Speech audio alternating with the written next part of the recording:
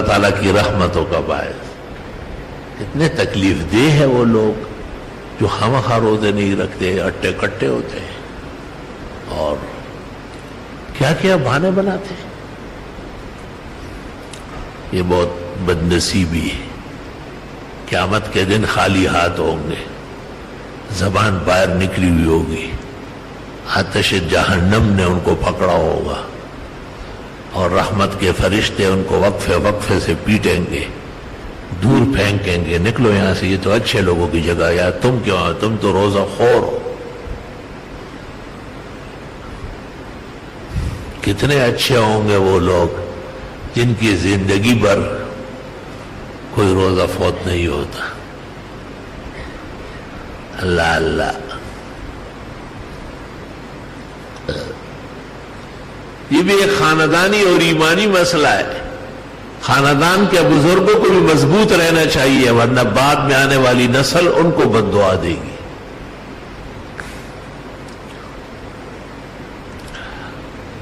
اپنی نسل اور نسب کو بھی صراط مستقیم پر رکھے اور اب تعالی شانہ سے دعا کرے کہ یا رب میرے بعد بھی اور میری زندگی میں بھی میرے نسل و نسب میں خیر الرجال صالحین مومنین کاملین پیدا فرما. دعاؤں میں بخل نہ کرنا، سخاوت سے کام لینا، ہر چیز اللہ سے مانگ. اللہ تعالیٰ کے پاس کس چیز کی کمی ہے؟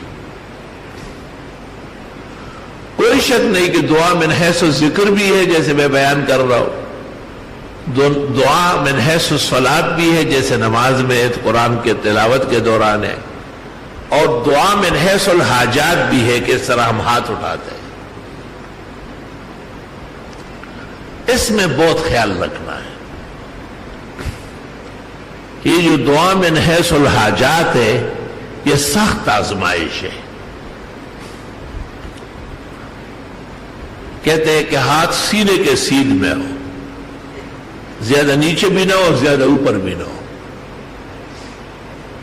اور ہاتھوں کے درمیان میں معمولی سا فاصلہ ہو، جیسے یہ عالمگیری جلد پنجم آداب الدعا. اور ہتھیلیوں کو دیکھے فَاسْأَلُوا عَنْ بُطُونِ أَكُفِّكُمْ، گویا ہاتھوں کے ہتھیلیوں سے آپ مانگ رہے ہیں. وَلَا تَلْتَفِتْ يَمِينًا وَلَا شِمَالًا، نہ اوپر نہ نیچے نہ بائیں نہ دائیں مت دے گی. دعا کی بے ادبی ہے. داڑھی کے ساتھ کھیلنے کی بھی ضرورت نہیں، نہ آنکھوں کو چھوٹا اور بڑا کرنا ہے. یہ تمام وساوس شیطان ہے اور یہ حملات الخناس ہے، اور یہ چاہتا ہے وہ ازلی ابدی دشمن شیطان کہ ہمیں کچھ نہ ملے. اول سے اخیر تک دعا پر متوجہ رہو. شروع کرو تو الحمدللہ درود شریف سے کبھی بھی کوئی نیک عمل شروع نہیں ہوا. اور دعا میں تو آپ نے صحابی کو ڈانٹا، جس نے پہلے درود شریف پڑھا آپ نے کہا عجلتا، عجلت کر رہے ہو، خواہ جلدی کر رہے ہو. اذا دعوت فاحمد ربک، جب دعا مانگنے لگو پہلے اللہ کا حمد و ثنا کرو. ثم صلی علی نبیک، اس کے بعد درود شریف پڑھو. ثم صل تو آپ پھر مانگ ملے گا. عمل الیوم واللیل ابن سنی صفحہ 131، ترمذی شریف جلد ثانی الدعوات الکبیر میں 4 حدیثیں. وہ ایک روایت اور عمل بھی نہیں جس میں درود سے نیکی کا آغاز ہوا ہو. لہذا بزرگان دین کا یہ لکھنا کہ اول و آخر درود، اس میں بھی محل نظر ہے، کیونکہ اول درود نہیں ہو سکتے، منع کیا آپ نے. تو دعا شروع کرو اللہ الحمدللہ سے، سبحان اللہ سے، اللہ اکبر سے، التحیات للہ سے، اور چند الفاظ اللہ کی تقدیس، تنزیہ، تسبیح، تکبیر، تبجیل، تحلیل کے ادا کرنے کے بعد پیغمبر مرسل صلی اللہ علیہ وسلم پر درود شریف بھیجیں. کتنی اصلاح ہو رہی ہے، دیکھیں آپ ذرا غور تو کریں. بڑے بڑی جماعت، وہ عالمی دعائیں اور اجتماعات، وہاں پر بھی اللہم صلی علی محمد. کون سمجھائے گا ان خانوادوں کو؟ کون سنتا ہے کہانی میری اور پھر وہ بھی زبانی میری؟ اللہ.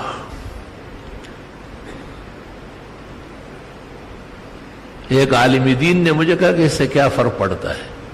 میں نے کہا نہیں پڑتا ہے. کہا نہیں. میں نے کہا صحابی کو تو صاحب پیغمبر نے ڈانٹ دی. تو فرق پڑتا ہے یا نہیں یہ آپ فیصلہ کریں یا پیغمبر کرے؟ پیغمبر نے تو کر دیا اور طریقہ بھی بتا دیا کہ جیسے میں تمہیں کہتا ہوں ایسے دعائیں مانگا کرو.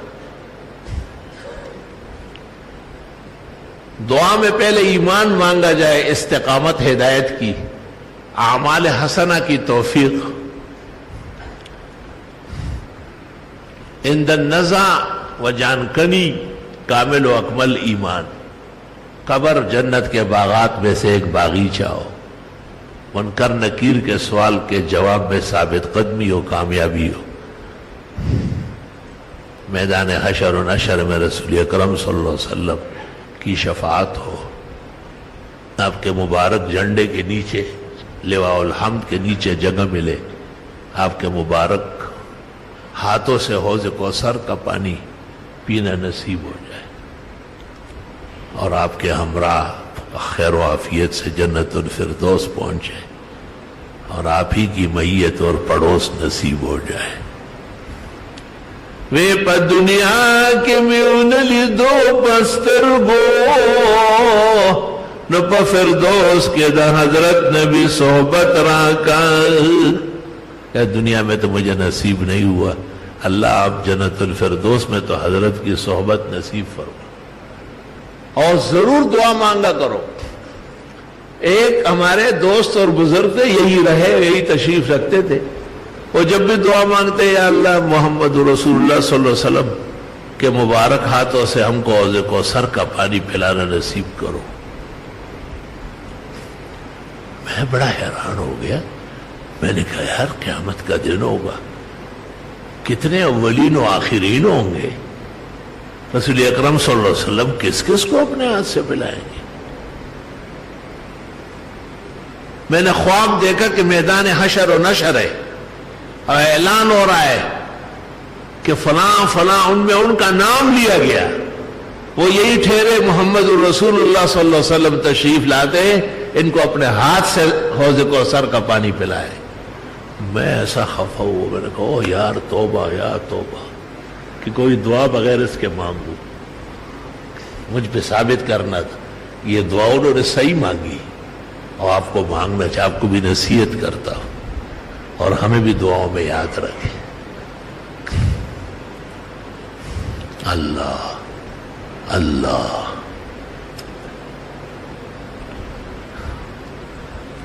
ایسے کتنے خواب ہیں. اس کو پیغمبر نے کہا مبشرات، اس شخص کے حق میں خدائی خوشخبری ہے.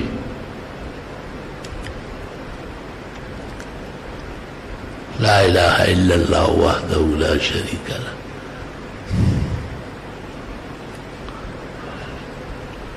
تو دعاؤں میں جنت یا اللہ نصیب فرما، جہنم سے ہمیشہ کے لیے محفوظ فرما.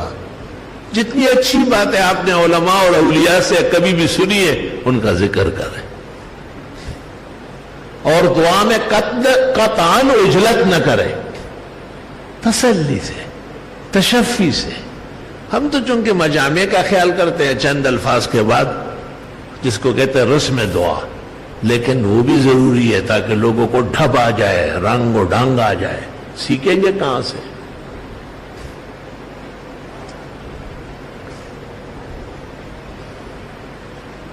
ایک میں نے بڑے اچھے انسان کو دیکھا، وہ دعا کے اندر انگلیاں چٹکا رہے تھے. میں نے کہا یہ دعا سے پہلے یا بعد میں نہیں ہو سکتا. اس نحوست کا آپ میں نزول کہاں سے ہوا ہے؟ یہ بے چینی کس چیز کی؟ سر چڑھے اور نافرمان پیدا ہو رہا ہے.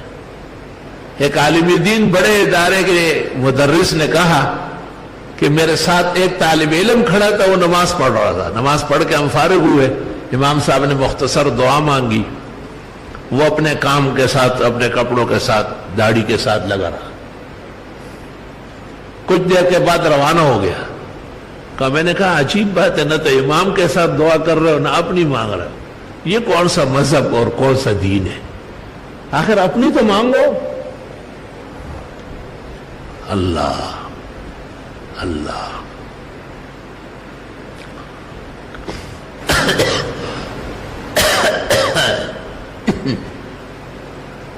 میرے بزرگوں اور بھائیوں، ایک میری زندگی کی وصیت یہ ہے کہ دعا بڑی دل جمی سے،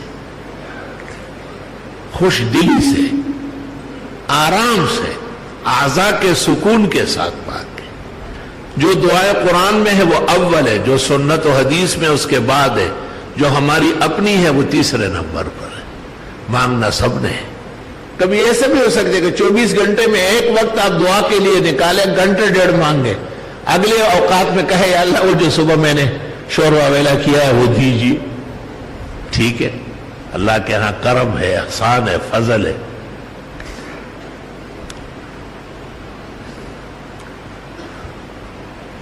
اللہ.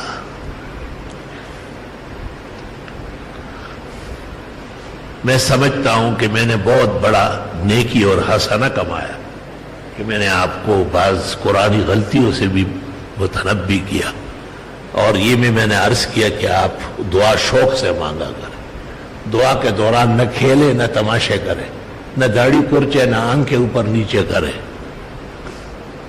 نہ کپڑوں سے کھیلے، نہ اکو بکو سندر بکو لڑائے، اور یہ یقین کر لے کہ آپ رب العالمین احکم الحاکمین سے مانگ رہے ہیں. یہ یقین کر لے اپنا. قیامت کے دن اگر اللہ مجھ سے پوچھے، میں کہوں گا میں نے ان کو دعا مانگنے کا صحیح طریقہ بتایا. اور دوسری بات یہ کہ نماز جب شروع کرتے ہو نا تو ذرا مرد بن کر نماز پڑھے.